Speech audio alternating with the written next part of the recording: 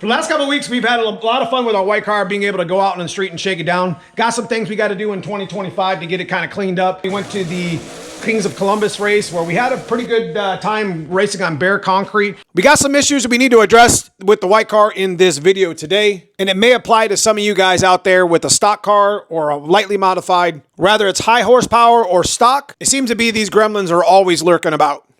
But let's get into it.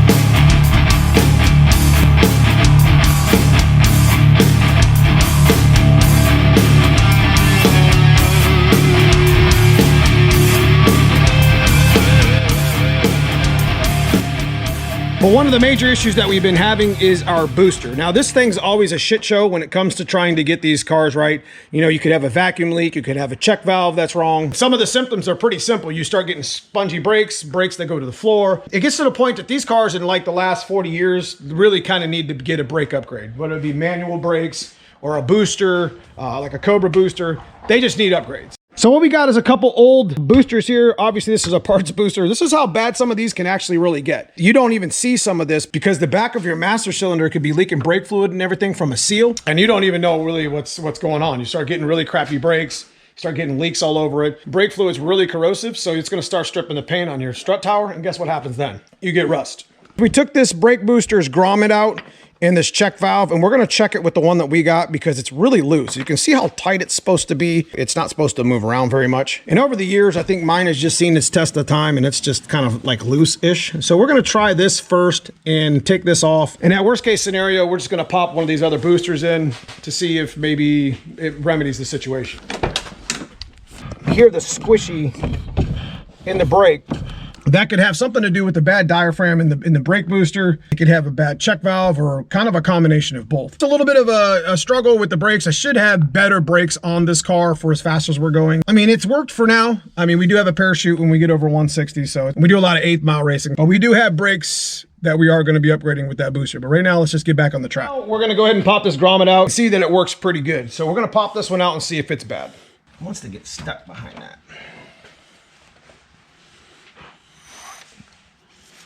It seems to be okay, but we'll put the other one in. Grommet seems to be really loose.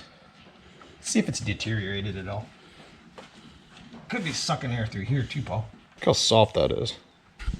I mean, I'm not saying this is the answer, but we'll take it around the block real quick, change the check valve, because some of these easy fixes will probably be some of the problems that you could possibly have. Most likely, we'll probably have to pop that booster out. What's happened over the years is all the hard stopping probably ended up ruining the diaphragm in it. So this is the one we just pulled out of the other booster. Mm-hmm. And you're telling me there's a little bit coming through there? Mm-hmm. So let's change it out and see what happens. But this is definitely going in a lot tighter. That's definitely a lot tighter than the other one was. Look at that. We figured we'd go ahead and take it around the block and check the brakes real quick. It might be a simple fix. You always start with the simple fixes first. Check valve, grommet, air leaking, air sucking into the diaphragm. Who knows? Pull the booster out and see if it's bad. You'd be surprised in some of the stuff that we've actually found. All right, we're gonna go out and test it. I don't think it's just the check valve. I think it's more than just that. There's still a lot of air in the lines. To wake the car up anyway.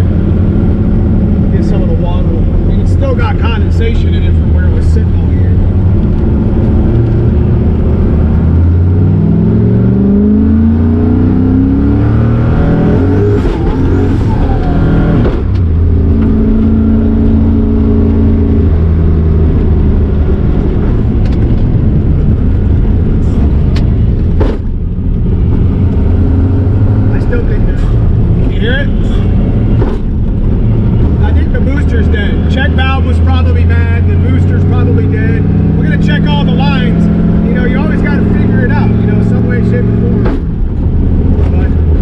Take this down the track at 160, 170 miles an hour knowing that I got bad brakes.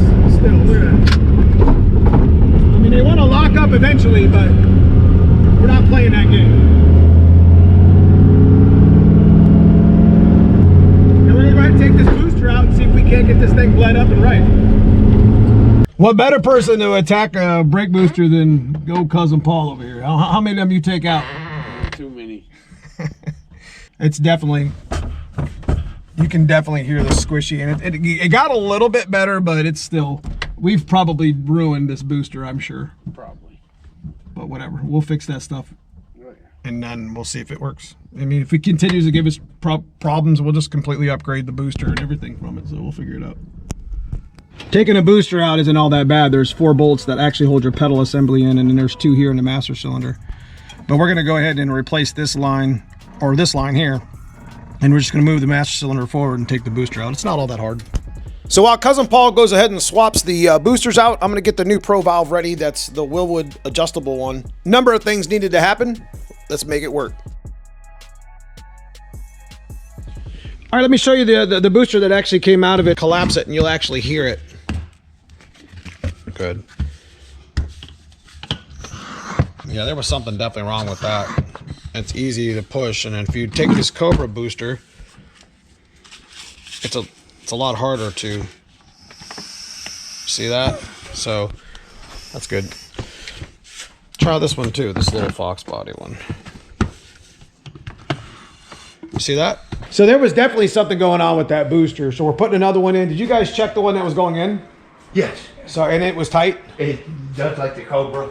Okay, that should work. We'll get that switched out, and hopefully we have redeemed our brake issues. Got a couple things to attach back up, and then we'll be on the lift bleeding the brakes. So we've came down to the conclusion that we're gonna have to be swapping out our Pro valve again, as for some reason the one that we got in the other box just was all stripped out and it was leaking, and it didn't make any sense to us. Right here, this one. Huh, let's strip that out. I mean, that's so many videos I've made on this stupid brake stuff. I want to just race, you know? It's getting ridiculous. So we'll get this new line put in and get this Pro valve, and we'll start bleeding and see if we can't get the air out of the rest of the lines. And then, of course, the car didn't start today. Damn, whatever. One thing at a time. We did, however, talk to our buddy Jesse Costa, and he said that his Strange brakes, the seals, there's like seals that go bad in them. So we ordered 2 new ones because our pads are good and our rotors are good. And we're going to need them anyways. We'll have some spares. We'll probably send these back to Strange or just fix them ourselves here on the channel with the seal kit. But might be part of our problem. You might see that here in this video if we go through this. So that might be something that we do in this video as well, is change the calipers out and bleed the brakes again. So we decided to go ahead and order the new calipers like I had mentioned earlier from Strange. And big shout out to our buddy Jesse Costa, as he mentioned, him and Chris Watson mentioned that these calipers actually have seals in them, and they can leak and take air in, take air out, I guess. I don't know. These are something that have to be addressed quite often. One of our issues. So hopefully we got the right caliper here.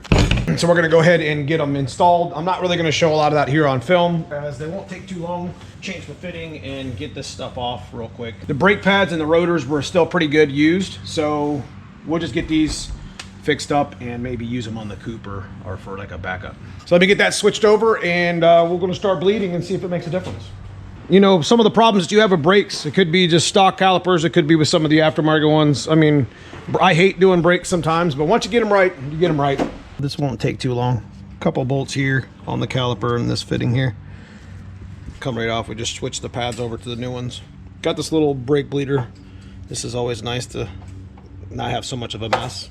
Yeah, something was definitely going on with this caliper. Look at this. That was centered too. I think this is stuck or it's not working. Huh. All right.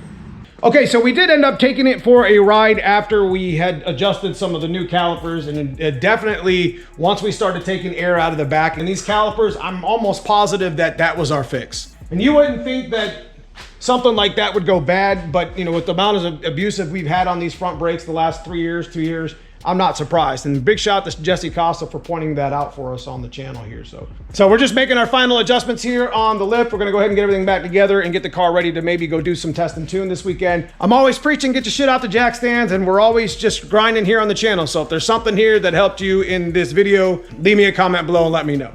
Booster, Pro valve, check valve on the booster, seals and calipers, it could be just anything. So I hope it helps somebody out there. Outside of that, I appreciate you just watching. Check out that join button, become a member of the channel, check out the merch at neomustangs.com. But we will see you soon in the next video, where we're either going to be rebuilding an engine or we're going to be doing some testing.